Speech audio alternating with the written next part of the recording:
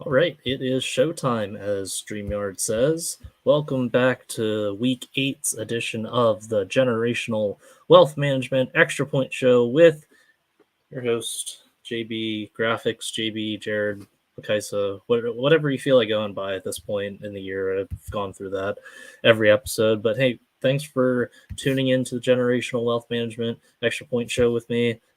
We have a lot of stuff to cover today. There was a lot of really good games across the districts. I'm looking at the Pizza Hut District 9 and 10 Football Live scoreboard for Week 8, 2022, October 14th to the 15th. And it looks like everything is final across District 9 and District 10. So we'll just kick it off with going down the score recaps. The game of the year that everyone was talking about leading into this week, you had a 7-0 Red Bank Valley versus 6-1 Port Allegheny. Port Allegheny came out on top 8-7 over Red Bank with a late touchdown in the fourth quarter, followed up by the 2-point conversion to make it 8-7. So now both teams are now 7-1 with 2 weeks left in the regular season. Also, we'll just continue going down the list. In District 9, we had Otto Eldred topping Bucktail 42-36. Union AC Valley 42-7 over Smethport. St. Mary's with a 31-0 shutout over Bradford. Brockway 41, Ridgeway 13.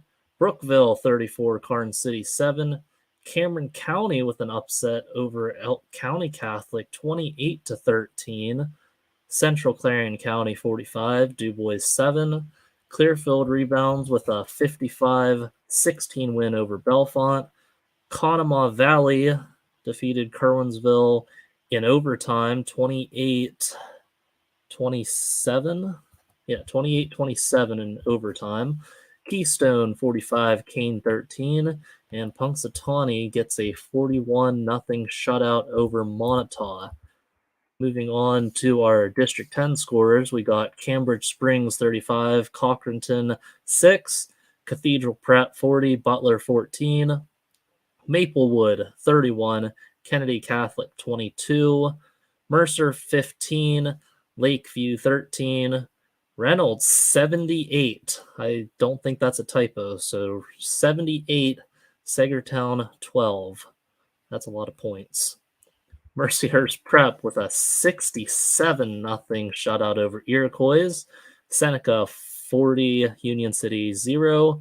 Farrell 42, Sharon 14. Hickory 45, Greenville 12. Grove City 38, Sharpsville 22. Slippery Rock 34, Wilmington 6. Oil City 34, Conneaut 7. Meadville 77, Franklin 0. Warren 42, Titusville 17, Girard 30, Corey 21, General McLean 29, Fairview 15, St. Clairsville, Ohio 41, Fort LaBeouf 12, and Northeast 25, Harbor Creek 0. So we had two teams reach the 70s in District 10. So definitely a lot of offense to go around in District 10. We'll also shout out our Saturday games that we have. Tomorrow we have Coudersport at Sheffield in District 9. And in District 10, we got Eisenhower at Northwestern, West Toronto Prep at McDowell, Erie at Canisius, New York. I hope that's the right pronunciation. But that is our Pizza Hut District 9 and 10 Football Live scoreboard for Week 8. We're going to play our sponsor ads real quick, and I think Chris is in the chat. Oh, not here. Oh, okay, never mind. Chris is just here for the link. We're gonna play our sponsor ads that we have, if I can find them. Where's that?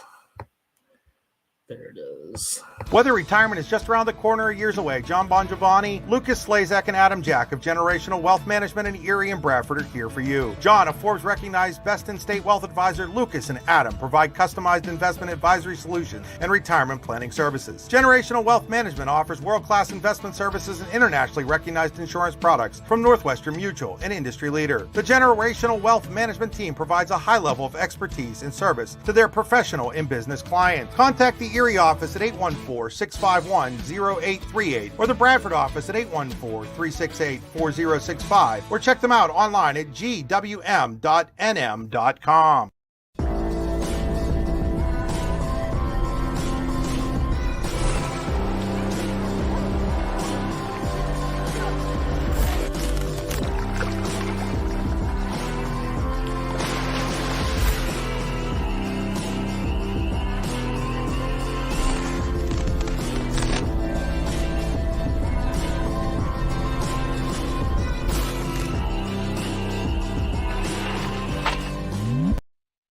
What's the recipe for surprising the kids, treating yourself, and ditching dish duty? You're looking at it. Order your Pizza Hut faves like original pan, original stuffed crust, and more at pizzahut.com. No one out-pizzas the Hut. All right, those were our three big sponsors that help bring you this Extra Point show on Friday nights for 8 weeks now. I can't believe we're already in week 8 of the District 9 and 10 football season, so definitely give a big shout out to our Generational Wealth Management sponsor, John Bongiovanni, Lucas Slazak, and Adam Jack of Generational Wealth Management in Erie and Bradford are here for your investment needs.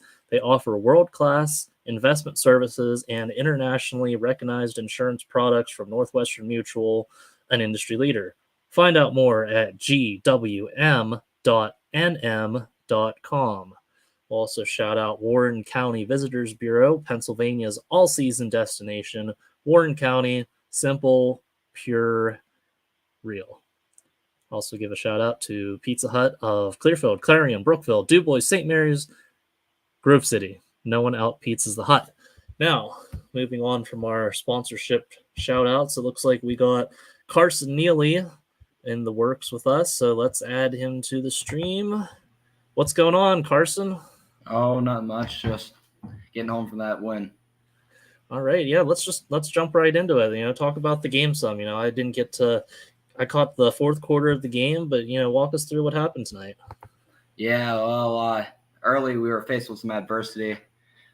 We just were coached to overcome, and I feel that the game was a really good game, and it was reached out to be the game of the year and stuff, and it was all of that. Yeah, I definitely agree. I get done with work at 8:30, and the first thing I always do is just check the Pizza Hut District 9 and 10 scoreboard, and I saw it was 0-0 still in the third quarter. I'm like, wow, this is a defensive battle right here. Like, I feel like it definitely lived up to that, like everything you could ask for a game of the year candidate. And you guys came up top and you upset, I don't know if you want to call it an upset or whatever, but you definitely took down the best team in 1A, if not one of the best teams in District 9. Yeah. Coming into the game, we obviously knew it was going to be a dogfight, in which it was, and we just knew we've been grinding since, after they beat us in the playoffs, and we just knew how bad that hurt, and we didn't want that to happen again. Yeah, like all this whole week leading up, or even like the weeks prior to, because I've kind of been seeing like the writing on the wall. Keystones was undefeated throughout the season, then you guys were sitting there at 6-1 going into this game. What's your guys' mentality going into this week, and now that you kind of capped it off with a win, how does that feel?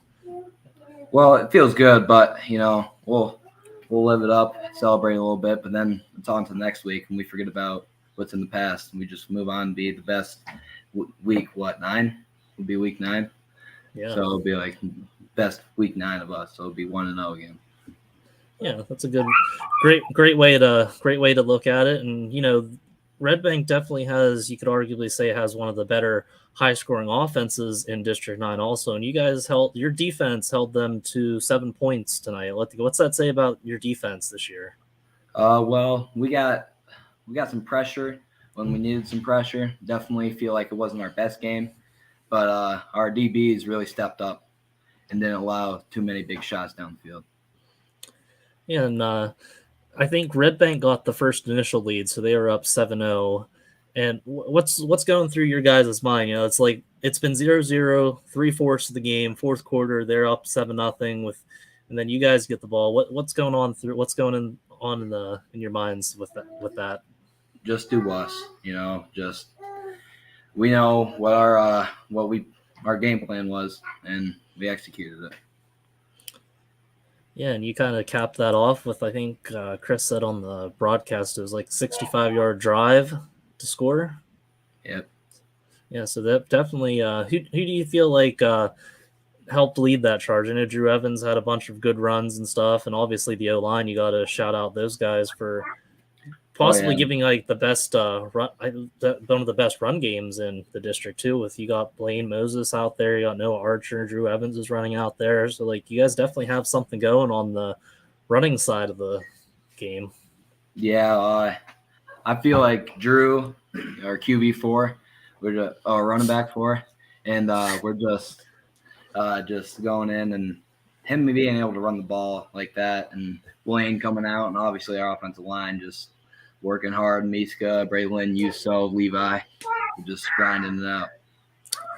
Yeah, so you go down there, you score, and it is 7-6. And obviously, with looking at the score, you guys got the 2-point conversion. But what's going on? What are you guys thinking? You're like, all right, we've seen a lot of games, whether it's like NFL, college, or even games in District 9 and 10 this year, where all right, we can win the game with the 2-point conversion, or we lose the game if we don't get it, or we can kick an extra point. So what's going on with that?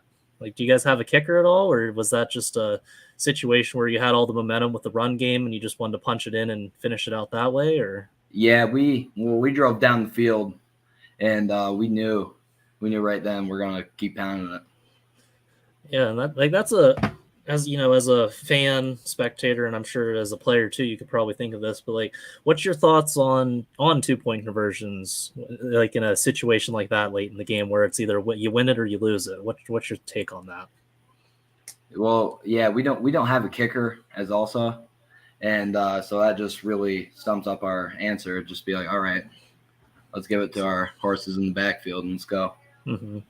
Yeah, and I think having all that momentum, 65, 64-yard drive or whatever it was, and as I was watching that, I'm like, man, if that, like, they are going for 2, I figure, I kind of assumed after that timeout was called, I'm like, man, I would just keep running, I just keep feeding your backs the ball, and it looks like it worked out pretty well for you guys. Yeah, it did. Yeah, and then after that, Red Bank gets the ball, your defense has to step up, and Drew Evans really stepped up there with that basically game-sealing interception. Yeah, he played a really great game, honestly, both sides of the ball. He was just in the right position at the right time. He did his 111th. Yeah, that's awesome. And I think he even mentioned that on his quote graphic that I got him for, being the 111th out there. So shout out to Drew Evans for the game he had. And did I read it right? Was tonight homecoming night for you guys, or what was? No, that wasn't. Was it senior night or? No, it was just a home game. I'm thinking. All right, I'm just thinking of something else. But what was the atmosphere like at that? Like after you won that game? Yeah, we like I said, we knew it was going to be a dogfight, and we have a lot of heart, and we knew that we wanted to win that game bad, and we played for each other, and we know that like when we faced adversity, they went up 7-0. We bounced back off each other, and we just kept going. Yeah, I think that also says a lot. I feel like this is a big statement win for you guys too. People could look at some of the teams that you play on the schedule and like, oh, that's not a big strength of schedule compared to some of the other schools out there. But like a 8-7 win over an undefeated team at home. Now you guys are kind of sitting at, all right, you have the tiebreaker over those guys there. So there's a chance you guys can potentially go into the district playoffs as the number 1 seed. Right. Yeah. And we're just going to keep going one game at a time. Yeah, what's that say about your school too? I know Port Allegheny has kind of had some down years in the past like decade or whatever, but like recently, like there's kind of like a little revival up there in the Gators. I know like whenever I was playing back in the day, like Port Allegheny had that state quarterfinals or semifinals run way back in the day, and now you guys are sitting here like one of the best. Like now, I guess we could say that you're arguably the best team in 1A right now. Right. Yeah. Just hard work. When our weight room is just crazy. We just come in. We're not scared to work. Yeah, and it seems like all that hard work's paying off for you guys, and I'm glad that you guys got that win tonight. Yeah, thank you. Yeah, so congratulations on that. Is there anyone you want to shout out in particular before we move on to the next part of the show? Yeah, definitely my boys up front, the D-line, no linemen, and my backs making just easier on us up front. And then obviously Coach Minkowski. All right. Well, hey, thanks, Carson, for joining the Generational Wealth Management Extra Points post-game show. Shout out for the win. Shout out to the Gators. And like I said, thanks for hopping on here and talking about the game for everyone. Yep, thank you. All right. Hey, have a good night, man. You too. All right. That was Carson Neely from Port Allegheny talking about the win. So definitely a big win for Port Allegheny. 8-7, like I said, but we'll go down through the scores one more time for anyone who's just tuning in, since we're 15 minutes into the show. So we'll do a quick little recap. We're going to mix it up. We're going to go District 10 first. 5, Cochranton 6, Cathedral Prep 40, Butler 14, Maplewood 31, Kennedy Catholic 22, Mercer 15, Lakeview 13, Reynolds 78, Sagertown 12, Mercyhurst Prep 67, Iroquois nothing, Seneca 40, Union City 0, Farrell 42, Sharon 14, Hickory 45, Greenville 12, Grove City 38, Sharpsville 22, Slippery Rock 34, Wilmington 6, Oil City 34, Conneaut 7, Meadville 77, Franklin 0, Warren 42, Titusville 17, Girard 30, Corey 21, General McLean 29, Fairview 15, St. Clairsville, Ohio 41, Fort LaBeouf 12, Northeast 25, Harbor Creek 0. Those were our District 10 scores. Moving on to District 9, we have Punxsutawney 41, Montauk 0, Keystone 45, Kane 13, Conemaugh Valley 28, Kerwinsville 27. Final in overtime, Clearfield 55, Bellefonte 16, Central Clarion County 45, DuBois 7, Cameron County 28, Elk County 13, Brookville 34, Karnes City 7, Brockway 41, Ridgeway 13, St. Mary's 31, Bradford 0, Union AC Valley 42, Smethport 7, Port Allegheny 8, Red Bank Valley 7, and Otto Eldred 42-36.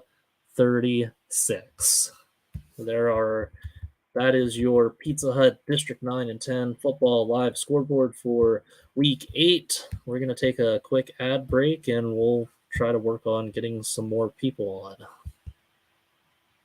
Whether retirement is just around the corner or years away, John Bongiovanni, Lucas Slazak, and Adam Jack of Generational Wealth Management in Erie and Bradford are here for you. John, a Forbes-recognized best-in-state wealth advisor, Lucas and Adam provide customized investment advisory solutions and retirement planning services. Generational Wealth Management offers world-class investment services and internationally recognized insurance products from Northwestern Mutual, an industry leader. The Generational Wealth Management team provides a high level of expertise and service to their professional and business clients. Contact the Erie office at 814-651-0838 or the Bradford office at 814-368-4065 or check them out online at gwm.nm.com.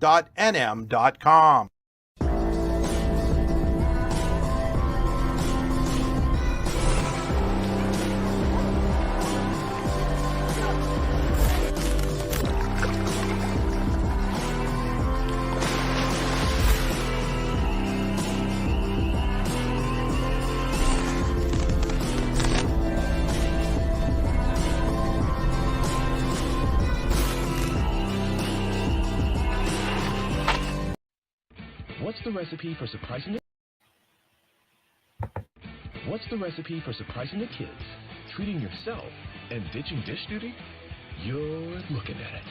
Order your Pizza Hut faves like original pan, original stuffed crust, and more at pizzahut.com. No one out-pizzas the Hut.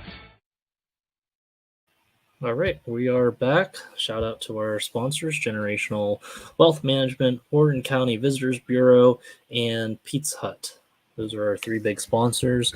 I'm working right now to try to get some more people on the show. I'm trying to I'm trying to like line it up where we can get teams that were home, because I know that we've tried getting players that are on the road and we kind of lose them halfway through. So working on some text from teams that were at least home that won, because that's kind of like our best bet to get people on.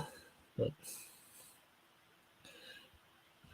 we'll see what we can do. But yeah, lots of, like I said, lots of good stuff that we saw tonight in District 9 and District 10, especially with District 10. Definitely offense galore for everyone. I mean, we had a bunch of teams in the 40s. We had two teams in the 70s. We had one team in the 60s. Like, man, that's definitely a lot of offense going around there in District 10, and lots of shutouts too. So definitely defenses are doing pretty well. Mercer's Prep with a shutout, Seneca with a shutout, Meadville with a shutout, Northeast with a shutout, and even in District 9 too, we had a couple shutouts. St. Mary's with a 31-0 shutout over Bradford, Punxsutawney with a 41-0 shutout over Montauk.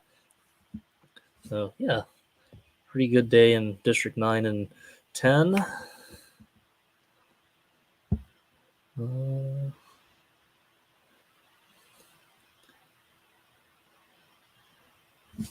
Like I said, still working on trying to get someone on right now.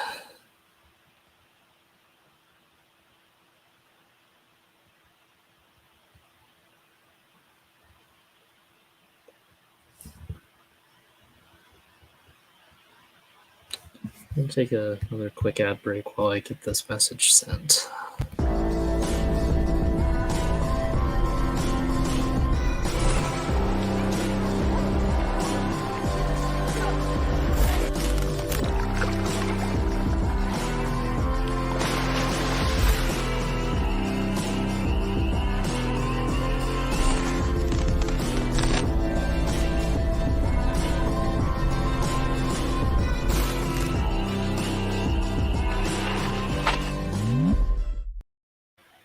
Oh, all right. It looks like we have possibly Andy on. Go ahead. Oh, there. Nope, that's Chris. All right, I think we can add Andy. What's up?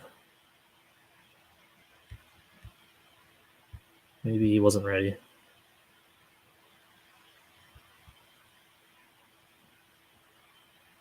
What's up? Anyone? Chris? Andy?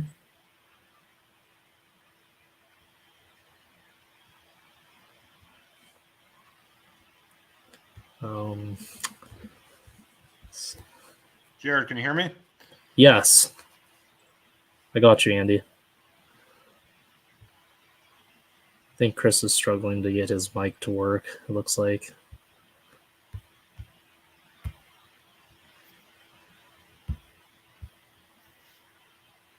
I'll be right.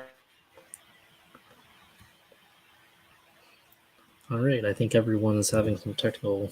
Oh, Andy's gone, so see how long that lasts, I guess. Oh, Chris is gone too, so...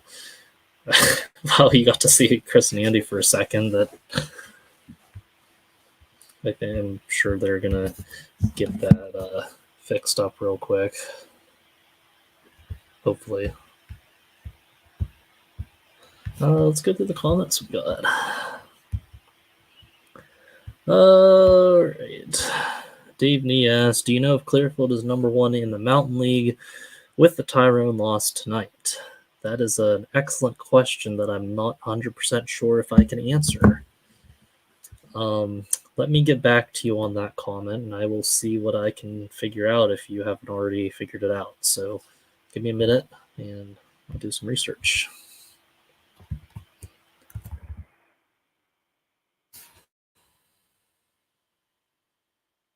I'm also not 100% sure how tiebreakers work in the Mountain League, just because Clearfield is the only District 9 team in that league, so I'm not real familiar with most of the teams that are in that. Oh.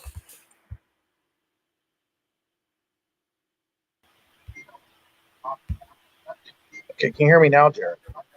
Yes, I can. All right, hold on a second. We got some echo. I'm echo.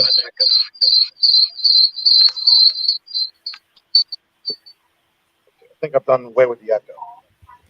Can you hear me, that's Jared? perfect. Yes, sir. I got you. Okay. All so right, I should be better now, guys. Can you hear me? Oh, yeah, you're way All better than last time. All right. Sorry, I'm sitting here in Sheets in Port Allegheny to try to do this for you. Awesome. So, yeah, go ahead, Jared.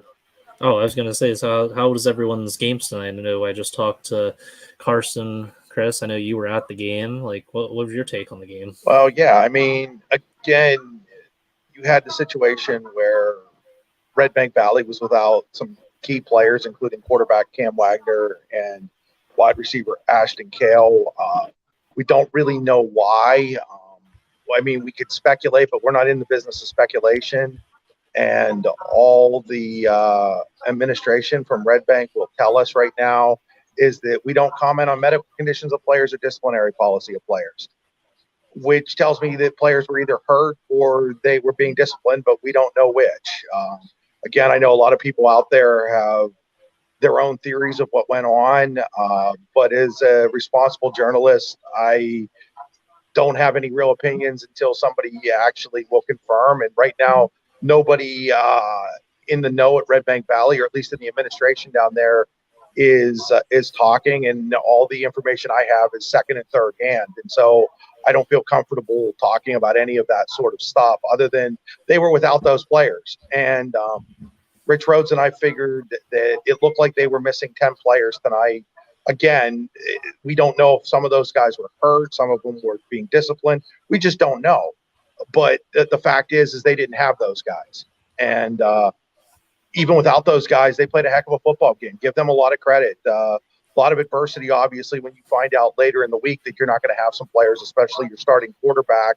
Braylon Wagner stepped in. That's Cam's younger brother. This dude's got a future, man. He can throw the football. He's going to get better. He's going to learn better decision-making at times, but he's only, a freshman, I think? He's only a freshman. He threw a pass tonight. It's one of the best passes I've ever seen a high school football quarterback throw. And that's not an understatement. It was a 90-yard touchdown pass, and the ball had to have been in the air about 50 yards at least, if not longer. And it came with 7 minutes to go in a scoreless game on 3rd down and 10 from his own 10-yard line. And it gave them a 7-0 lead. And, I remember turning to Sean Lathrop, who was doing the game to me tonight, and I was saying, man, Port Allegheny kept letting them hang around.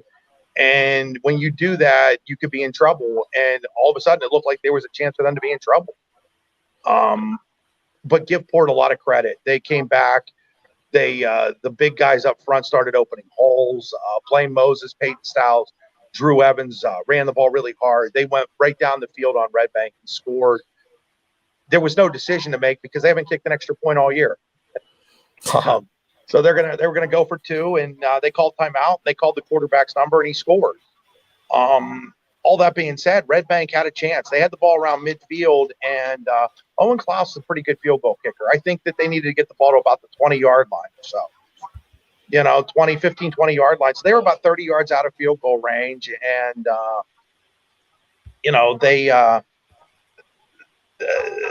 they ran a play on 2nd down, and Drew Byers got dropped for a yard loss. And then on 3rd down, I thought that Braylon Wagner tried to maybe squeeze a ball into an area where maybe he shouldn't have. And Drew Evans came up with a really nice diving interception. And then all they needed to do from there was get a 1st down, and they did that. And then they kneeled down, and they celebrated, and I think rightfully so, because arguably that's Port Allegheny's biggest win since, what was it, Andy, 2012 when they won when they went to the state semifinals. Yep, and that was a great team, and this is their best team since then, and they do it in a different way. But it's their identity, and they're having a lot of fun up there in Port this season. That's a heck of a football team. Yeah, and it just we all went in thinking it was going to be a great football game, and then you find out that certain players aren't playing, and then you start worrying about how the outcome's going to be. But I don't think anybody watching that game, and there were a lot of people watching that game, whether live on video, whether it was us or the Port Allegheny Sports Network who we were doing the game with. It was everybody got their money's worth, and I think both of those teams can go home and feel like, hey, nobody really lost that football game. It just somebody has to lose on the scoreboard. The only thing that could have been better is if that game had gone to overtime, tied at 0. Mm-hmm. But hey, guys, I got to get back to work here. Already looking at a late night, so I'll let you guys take rest. All right, Chris. Say safe travels, man. Yeah, and have fun, Chris, on our drive home. I know how fun those trips are. I think we lost him. Yep. I think that's it for Chris. And yeah, well, Jared. Yep. No, there we go. We'll take care of that. Talk about a unique situation, really, where Red Bank Valley finds out they're going to be out a bunch of players, including your starting quarterback, and you have freshmen step in. They were still almost able to win the football game. Mm-hmm. And I think in what a lot of people considered, was the game of the year in District 9 to this point. And despite all that we found out before the game, it kind of lived up to the billing. Yeah, I definitely. I didn't know about that the guys were missing until I saw it in the broadcast and found out after the fact. But I think that just shows how good Red Bank's depth is the whole way throughout their program. I mean, if you have like 10 guys out, whether they're starters or, everyone's a key part of the team, whether it's in scout team or whatever during practice throughout the week. And the fact that those guys who got replaced, you have a freshman quarterback back out there getting thrown into on the road, getting thrown into a game where you're undefeated, you're playing a 6-1 team. And he, like Chris said, he got the lead for them, and then they ended up losing that. But still, like the fact that your first ever start, you're in a dogfight with one of the top, like you're playing one of the top teams in District 9. I think, like I said, I think that definitely shows a lot about Red Bank's depth throughout their program. Yeah, and not to switch gears on you, but the game Brian Hagberg and I called, Warren Titusville. That was Warren 42, Titusville 17. Warren with its 5th win, which marks the 5th year in a row they've won at least 5 games. Jared, there were touchdowns in this game of 80, 69, 25, 21, 80, 28, and 49 yards. And there's Brian, and he can attest to this. And it was just a game full of big plays, and man, was it fun to watch.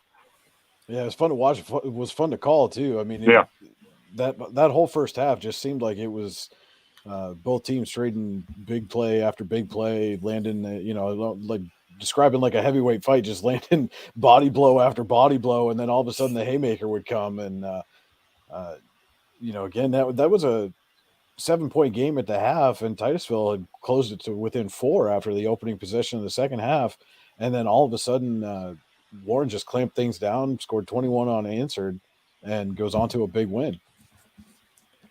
Yeah, and really was the kind of 3-headed monster there. Nyquist, running back, Eric Dipple, quarterback, and Caden Wright, receiver. Tommy accounted for 4 touchdowns, over 200 yards rushing, 80-yard touchdown reception, 69-yard touchdown rush. Caden Wright had an 80-yard touchdown reception, a 49-yard touchdown reception. Dipple over 200 yards and 3 touchdowns. And Jared, if you'll look in there, I got an interview with those 3. If you can find that in there. Oh, let me see. The Wright Nyquist Dippled one you said? That's it. That's the one. All right, let's play that. Here with the guys that made all the explosive plays on offense for Warren tonight in their 42-17 win over Titusville. Guys, first of all, congratulations on the win. Thank you very much. A lot of long touchdowns tonight. What makes this offense so explosive?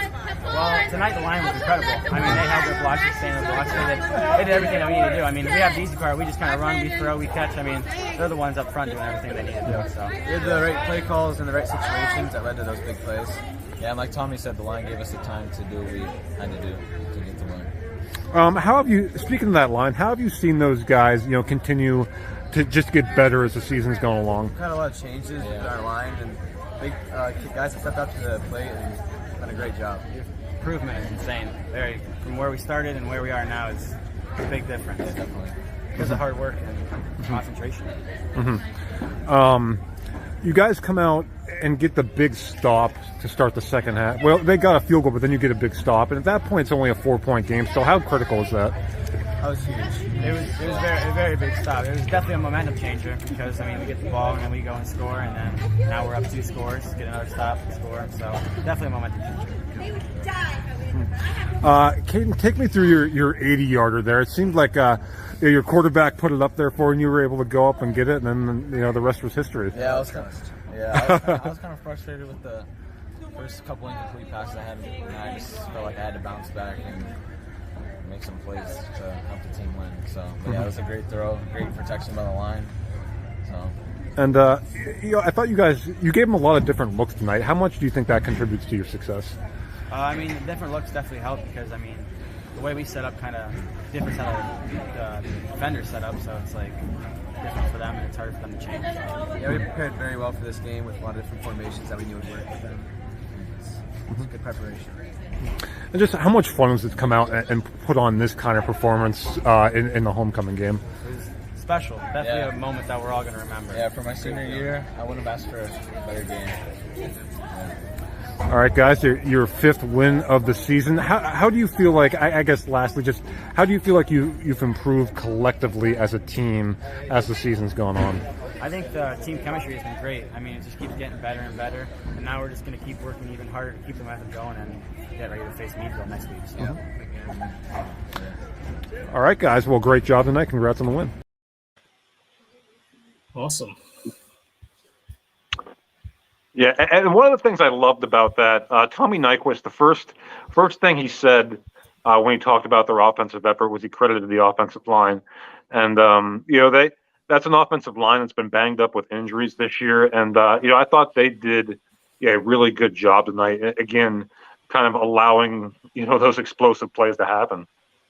Yeah, it definitely didn't seem like Eric Dippold was under much pressure at all when he did drop back to pass tonight. Had all kinds of time to throw and gave those receivers time to get open. And once Caden Wright or Tommy Nyquist gets a step on a defender, if Dippold's able to put that pass on the money, it's going to go for a long ways most of the time. Yeah, and just to illustrate the big plays, Dippold 8 completions for 232 yards. Nyquist 12 carries for 202 yards. Wright 4 receptions, 138 yards. Just a ton of big plays tonight. Jared, you were talking about being impressed with the freshman quarterback over at Red Bank tonight. I was thoroughly impressed, Andy, with the sophomore quarterback for Titusville. It was his 3rd start, but they've definitely got a bright future, at least at the quarterback spot, with Ian McDonald at the helm. Did a lot of really nice things, especially throwing on the run. He was under pressure quite a bit from that Warren defensive front and made some really nice throws and did some good things to get away with that. And, with experience and some of that wisdom that comes with those game reps, he's going to be a big weapon for the Rockets down the road. Absolutely. Again, that's a young football team. It's kind of seen as a rebuild there in Titusville. They haven't had a lot of success in recent years, but there's definitely a lot to look forward to there with the Titusville Rockets program there. Do we have someone in the comments there a player trying to jump on? Maybe needs a link. Oh yeah, I got that taken care of. Okay, good deal. Yeah. You guys were also talking about explosive plays and stuff, but I kind of mentioned it at the beginning of the show. District 10 really blew up with offense today. We got 2 teams in the 70s tonight. We had a bunch of teams in the 40s. The big one is the Reynolds 78, Segerstown 12, and Meadville 77, Franklin nothing. You guys hear anything about how that game went, or did those scores kind of surprise you at all, or what are your thoughts on those? Not really. You heard Tommy Nyquist talk about there for Warren. They have Meadville next week, and Meadville, to put it simply, they're one of the best teams in District 10. I think they came out a little irritated this week. McDowell handed them their first loss of the season last week, and they came out and really, I think, did what people expected them to do. I think that's their 4th shutout this year, I think when people focus on Meadville, they tend to focus on that rushing attack, that line, and they have that two-headed monster with Kalon Simmons and Brady Walker. But that defense, and again, they had to be, again, going against 6A McDowell last week, giving up 49 points. But again, pitching another shutout this week, they're back to doing what they do. And it's interesting with it's just them, and Corey in 4A and District 10 this year. I think pretty much everyone expects Meadville to take that. And it's really a question of what can they do beyond that, because this was a team that was a state quarterfinalist a year ago. And I think the expectations are there for them to get, to that point again this year. That's really a really, really solid football team. Yeah, I'm not sure. I really have much to add to that. I mean, Meadville has been as advertised. Just looking to see about some stats on that, but I mean, you look at according to the Meadville Trib, Kalon Simmons first play from scrimmage, 78-yard touchdown. I mean, that's just what Meadville's been able to do all season long to pretty much everybody. Those big explosive plays, they can seemingly score at will. Again, minus a game against 6A McDowell, but the Bulldogs have done what they needed to do, and really, like I said, have been as advertised, and certainly look like a dangerous team in 4A. Yeah, and it's amazing. They always have great lines, great running backs. Of course, going, former Penn State star Journey Brown, guys like Isaiah Manning, and now with Simmons and Walker, they just churn it. It's a running back factory there at Meadville. Yeah, and before we move on we have a guest waiting, were there any other games in District 10 that kind of stood out to you? Yeah, I'll jump in on one just real quick. Mercer 15, Lakeview 13. Mercer gets a late interception to seal that win.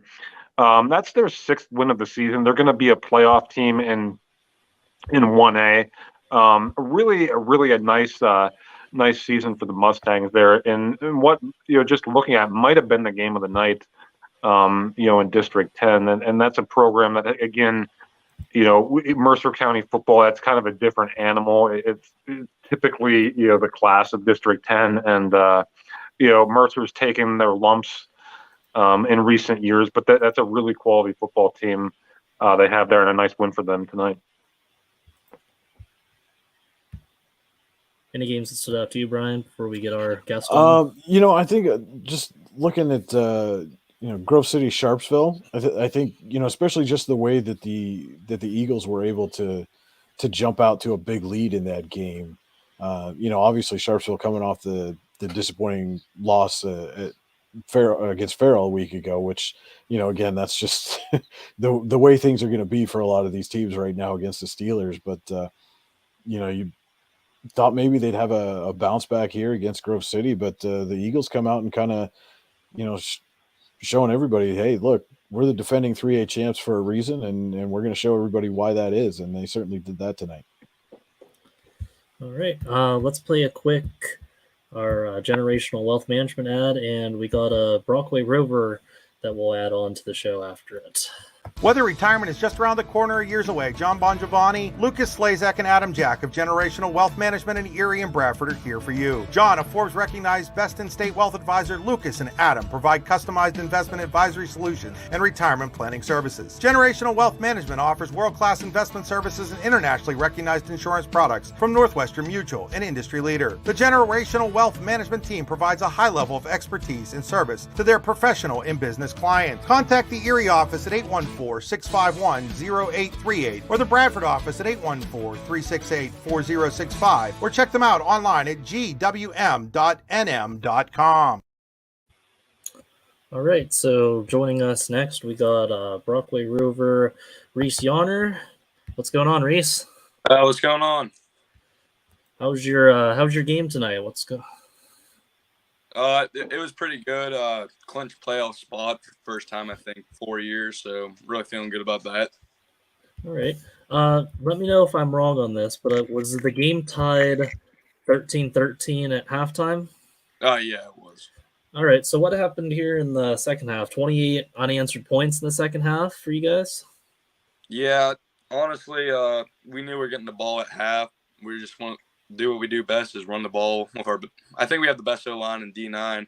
We're just gonna run it down their throats, and we did.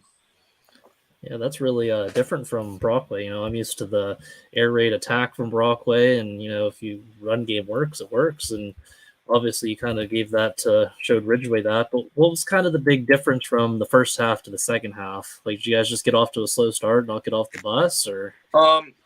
I wouldn't say we didn't get off the bus. Just defense. We had a couple minor mistakes. That up. Scoreboard showed for it too. Mm-hmm. What was Coach Heigl's message at halftime to kind of motivate you guys? Just like we said, we're just two bad plays. We just knew that we were better. Yeah, and Brock, I was at your game against Port that didn't really go your way, but now you're kind of back on the horse, back to back. We won last week, right? Yeah. Yeah, back to back wins now for you guys, kind of getting some late season momentum. And so, like, what's that been like? Honestly, after that Port Allegheny game, we just really came back together and had a couple team discussions. Came back, won 3 straight, and we're just going from there, taking it game by game. Yeah, and I guess while you kind of brought this up, it looks like your next game is against a team that just lost to Port Allegheny also.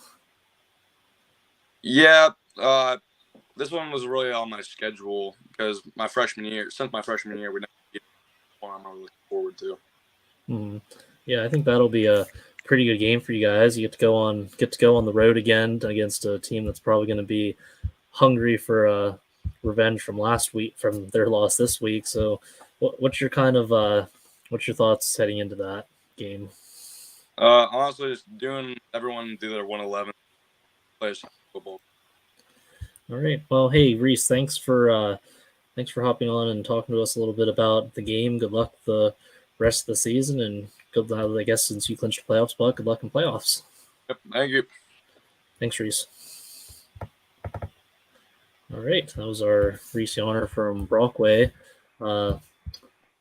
Big win over. I guess it'd be a bigger win against Ridgeway. I mean, like I said in the interview, 28 unanswered points in the second half by Brockway. That's definitely a big switch from a 13-13 tied game at halftime. Yeah, and I've gotten to see that Brockway team a few times this season. Most recently, when they beat Smethport 41-6, it started this 3-game winning streak.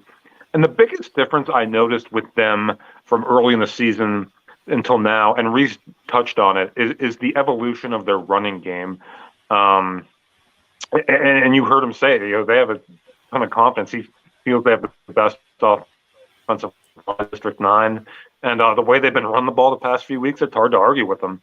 And that's really, you knew the passing game was going to be there, but the evolution of that running game with Jendi Coelho at running back and that offensive line really gives this Brockway team, another dimension, as he said, as they look forward to the postseason. And again, defensively, too, during this 3-game winning streak, they're giving up 6, 20, and 13 points in those 3 wins. So you run the ball, you play good defense as we get into mid to late October here. That's a recipe for success. Yeah, and I think those back-to-back losses they had with Union and Port Allegheny, like in the middle of the season, I think that really kind of helped motivate them a little bit moving forward. And I think that they got a bunch of momentum going with them for next week's game against Red Bank. Yeah, and who knows what that Red Bank team is going to look like. Of course, there's a situation. We know they had a bunch of guys who didn't play tonight. What happens next week, we don't know. But one thing's for certain, this Brockway team's going to come in to face them with a ton of confidence, as they should, winning 3 in a row, and they're I think right where they want to be at this point in the season. Yeah, and if Cam Wagner's little brother is playing starting quarterback next year, we could possibly see a future little rivalry we got with 2 young quarterbacks. It's Braden Fox is only a sophomore. Yeah, I'll never forget Braden Fox. Of course, played a pivotal role in that DuBois Central Catholic run to the state baseball championship. But what a freshman year he had. He steps in as a freshman quarterback, and I covered his first start last year. And the biggest thing that stood out to me is he didn't look overwhelmed. A freshman in varsity football, first game, you think the moment might be too big for him. It wasn't, and he's just continued to get better and better. And you've seen his development as a quarterback, and I think you're going to continue, to see that. It reminded me of the Elder Krug when I saw his first start as a freshman against Warren. I think it was 5-6 years ago now. But same sort of deal. That's not an easy thing to do as a ninth grader to take command of a varsity football team. But we've seen it from a number of guys now in District 9. Yeah. What else? What other games were there in District 9? Were there any District 9 games that you saw that kind of stood out? I guess we could also touch on the Cameron County upset over Elk County Catholic, 28-13. Yeah, that one stood out. I'll tell you. The other one that stood out to me was Brookville 34, Karn City 7. That's a Raider team that dealt with a lot of adversity, again, losing their starting quarterback early in the season. And they've battled back, and that's a huge win for them tonight. Yeah, I think, what is that? Is that their third straight win or something like that? I don't remember what the stat I read was. Yeah, they won. They've won 4 of their last 5, I guess, now. And Jared, I don't want to throw this one at you, man, but your Kerwinsville Golden Tide there dropping a tough one in overtime tonight. Yeah, against a 1-5 Conemaugh Valley team at home. Yeah. That does kind of suck because all the seniors there, the seniors now was my junior high team that I had a couple years ago, and I kind of hate to see that they'll drop their last 2 home games of their varsity careers. So that kind of sucks hate it for those guys, but I don't know what's been up with them lately. They started off pretty good, and I feel bad now because I was telling everyone they might be a sneaky playoff type of team, but now it's kind of looking like they're not even going to be in the discussion anymore, especially with Otto getting a win and Coudersport possibly getting a win tomorrow. So I think their chances of even making playoffs are probably not happening. Well, and how about the Otto Bucktail game? I think much more competitive than a lot of people thought that was going to be going in. I mean, at one point, Andy, I know we were looking at the scoreboard, and Bucktail had the lead over Otto. Yeah, I remember seeing that too. But obviously, the Terrors come back and get a 6-point win over the Bucks. Just again proves that in high school football, you just never know. One week to the next, what may look like a solid win going in for a team may not be as easy as I think it is. Yeah. I don't want to change gears with you. We have someone, Jared? No, you're good. Go ahead. Go ahead with what you're going to do. No, switching gears back over to District 10 and what continues to be a story, not just in District 10, but regionally, and it's even been picked up nationally. Oil City's Ethan Knox, 6th game of the season, over 400 yards rushing tonight, 429 yards on 50 carries and 4 touchdowns. 50 carries and 4 touchdowns as Oil City defeats Connie at 34-7. I believe he's just something like 75 odd yards shy of the school single season record now through 8 games. Again, I hate to understate what he's doing because we've talked about it and wrote about it so much. But this kid's, I think I'll have to double check the numbers, but I think that puts him almost at 3,000 yards right on the dot through 8 games. Truly just remarkable. Max Preps reported earlier in the week that he became unofficially, we don't know it's for sure, but per their research, the first running back in high school football history to have 5 games of at least 400 yards rushing in a season, breaking a tie with, of course, Tennessee Titan star Derrick Henry when he was at Yulee High School in Florida, who had 4 such games his senior season. So just remarkable stuff there. Mm-hmm. Do you know if has he gotten any college offers or anything? Or well, I'll tell you what. It's funny you mentioned that. The numbers have certainly warranted attention. Nothing. Division I wise. I know there's been some interest. Some schools have started sniffing around a little bit. So we'll see what comes of that. when we had our buddy Joe Lednowski on a couple weeks ago, he gets to see Ethan quite a bit, and and Brian can attest to this too. He's got good size, tall for a running back, about 6'1", tall running back, got good size to him, good burst. And Joe seemed to think it's funny that he'd almost be better on the defensive side of the ball at the next level. I think he had his 4th interception of the season on defense tonight as well. So, definitely something to keep an eye on going forward. Yeah, I mean, obviously everybody's talking about everything that he's doing, running the ball, but he's also one of the Oilers' leading tacklers on the season too. Yeah. So it's, again, then using that speed to go sideline to sideline as a linebacker on defense, makes him, he's certainly not a one-dimensional player by any means. Yeah, that kind of sucks for me that I won't actually get to see him play, since that's kind of like out of the way for me, but that'd be kind of cool to see what all the hoopla is about that. And I guess to kind of wrap up the show here too, we have a couple D9 and 10 games in Saturday actions. In District 9, the lone game we got is Coudersport at Sheffield. District 10, we have Eisenhower at Northwestern, which you can watch live on D9 and 10 Sports, and West Toronto Prep at McDowell, and Erie at can you pronounce that for me? Canisius. Yeah. Yep. That's not what I said earlier, but and Brian, if you want to touch on that one real quick, Brian and Cody Elms will be in Albion, PA for that showdown between Eisenhower and Northwestern. Yeah, it should. We're anticipating an absolutely fantastic ball game tomorrow night. Really, Eisenhower comes into this game 7-0, Northwestern 5-2.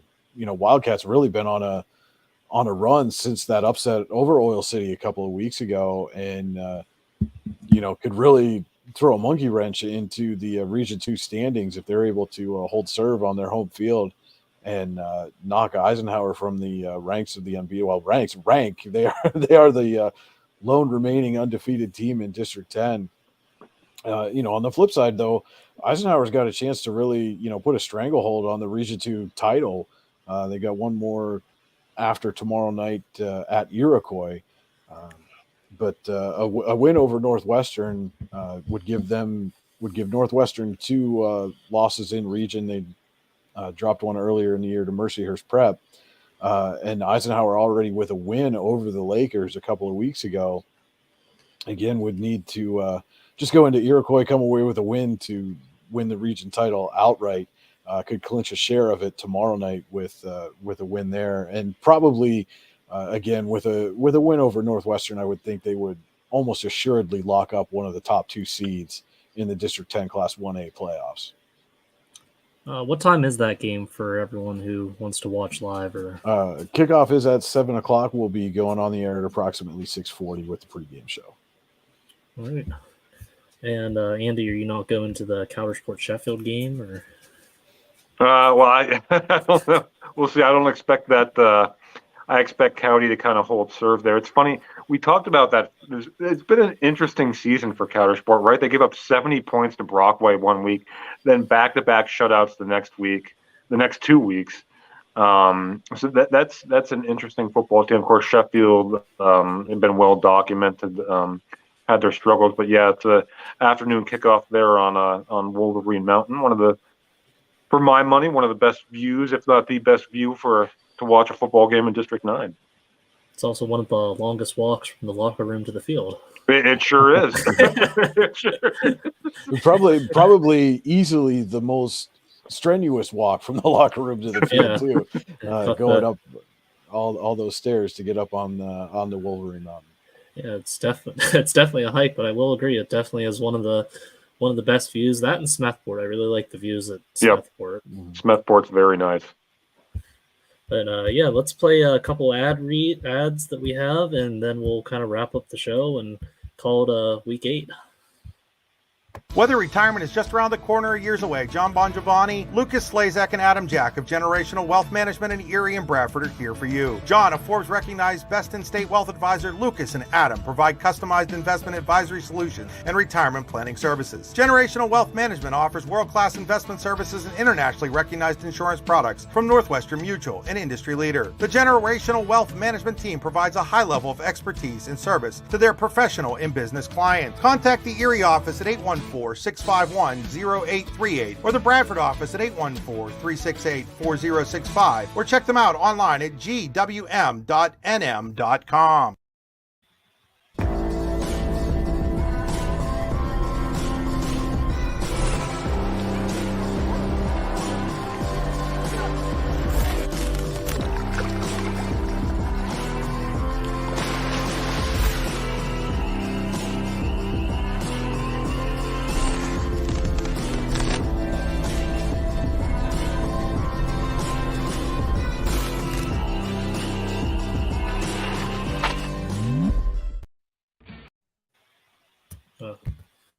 What's the recipe for surprising the kids, treating yourself, and ditching dish duty? You're looking at it. Order your Pizza Hut faves like original pan, original stuffed crust, and more at pizzahut.com. No one out-pizzas the Hut. All right, those are big sponsors: Generational Wealth Management, Warren County Visitors Bureau, and Pizza Hut of Clearfield, Clarion, Brookville, DuBois, St. Mary's, Grove City. No one out-pizzas the Hut. I don't think we can thank our sponsors enough for sponsoring the show and bringing this Extra Point show every Friday night for 8 weeks, and we only have a couple more weeks left in the season. But I just want to give another shout out to all of our sponsors to help us with this. Yep, I feel like I say for the regular season, Jared. Regular season. But guys, I feel like I say it every year. It's just amazing how fast the seasons seem to go, and I think as I get older, they go even quicker. Yeah, I can definitely agree with that. I mean, I just remember us talking about the week 1 jitters and stuff, and like here we are in the cold of mid-October with playoffs on the horizon already. Yeah, and. Again, before we wrap up, just a couple of quick things I want to go over in District 10 real quick. General McLean, 29-15 over Fairview, 7th win in a row for the Lancers since the season opening loss to Slippery Rock. I think that wrapped up the Region 5 title for them, as did Farrell in Region 3 with their 42-14 win over Sharon in the Steel Bowl there. Down there at Sharon this evening. So just a couple of housekeeping items there in District 10. 2 teams playing really good football. And the Lancers doing it kind of under the radar. I mean, nobody's really talked about them much as the season has gone on. Again, it's so much of the attention, and rightfully so, in District 10 being paid both to Ethan Knox individually and to Farrell and Sharpsville, what they have done as teams. But the Lancers, like you said, Andy, 7 straight wins. Seems like they're just kind of flying under the radar. They may be one of those teams that comes into the playoffs and sneaks up on some people. Yeah, and again, first-year head coach, Marshall McCormick. I saw them when they beat Fort LaBeouf back in I believe it was week 2. They're not flashy. They're just a smash mouth football team. They play really good defense. They love to run the ball. They have a lot of different guys that can beat you in the run game. They'll mix in the pass here and there, but just a really, really solid football team. All right. Any final thoughts by you guys before we read the scores out for everyone? Yeah. Again, nothing. Outside of that Port Red Bank game, just again looking across District 9, that Brookville is a big win for them. Cameron County as well. Central Clarion, man, they just keep rolling. That's not a bad DuBois football team, and they were, what was it, 34-0 at halftime. So that game was not close. I mean, that Central Clarion team, man, they're looking like a juggernaut. I mean, they have all year, but there's been really no hiccups with them. Mm-hmm. I think I guess we can even look ahead too if we get a healthy Red Bank team. I know that's a big Week 10 showdown that could be a really nice way to cap off this regular season in District 9. Absolutely. Yeah, the selection committee is going to have a tough time, I think, in both districts. But you look at, especially in Class 3A in District 10, that first team out, I think, is at this point, with the way Hickory's playing, with the way Warren's been playing the last couple of weeks, they're going to have an argument for why they should have been included, regardless of who that last team out is. So yeah, it'll be interesting to see how that 3A playoff picture shakes out here in the next week or so. Mm-hmm. Yeah, even the 3A in District 9 too, that with Punxsutawney continuing to win and looking at the schedule that they have to finish out the season, there's a good chance we actually might see all three 3A teams in the playoffs with St. Mary's, Clearfield, and Punxsutawney. Mm-hmm. Yeah, I'll tell you what. Good, and I'm glad you brought up Punxsutawney, Jared, because that's a team that in a program that's much improved from where they were a year ago. So credit to the Chucks, and as you said, three solid teams there in 3A and District 9. Boy, 3A kind of seems to be the class maybe in both districts. That's going to be interesting. Yeah, especially since it seems like it's always like Clearfield, St. Mary's for the past however many years, but now we got Punxsutawney kind of in the picture now. And with Clearfield, I think they have the same record as St. Mary's too. So like depending on how the end of their season goes or whatever, we could see a St. Mary's with a bye and a Clearfield versus Punxsutawney semifinal game, or I don't know what will happen with that. So that's something definitely to keep an eye on with 3A, and definitely don't sleep on the Chucks, right? Absolutely. All right. Well, I think that's our Week 8 show. We're going to get into the last part where I'm going to read out the scores for everyone. And hopefully I can get the last part. I've been practicing this, Brian, so I don't mess this. We need to find a little timer clock that we can put in the corner here for you. See how fast you can get through all these scores. Yeah, I know. I wish they had that. And let's go with the night driving. All right, you have been watching the Generational Wealth Management Extra Point Show with JB Graphics on the YDL Sports Network.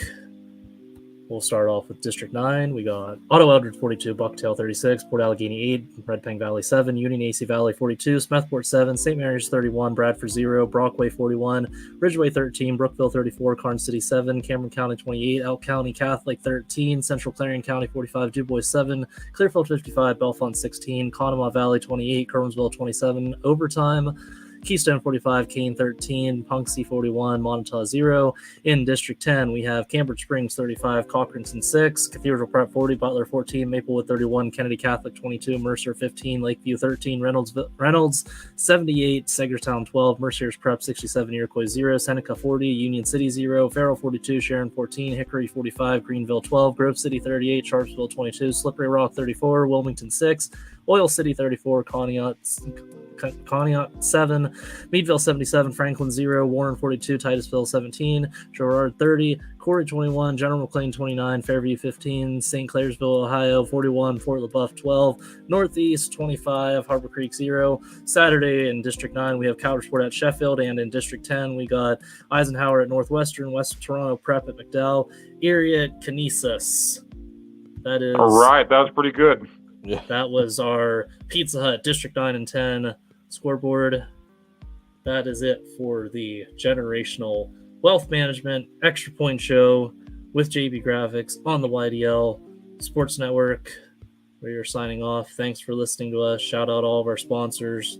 Shout out Brian, and shout out Candy, and shout out Chris, and hopefully he has a fun trip in the woods back home to Clarion. Good night, guys. All right. Night.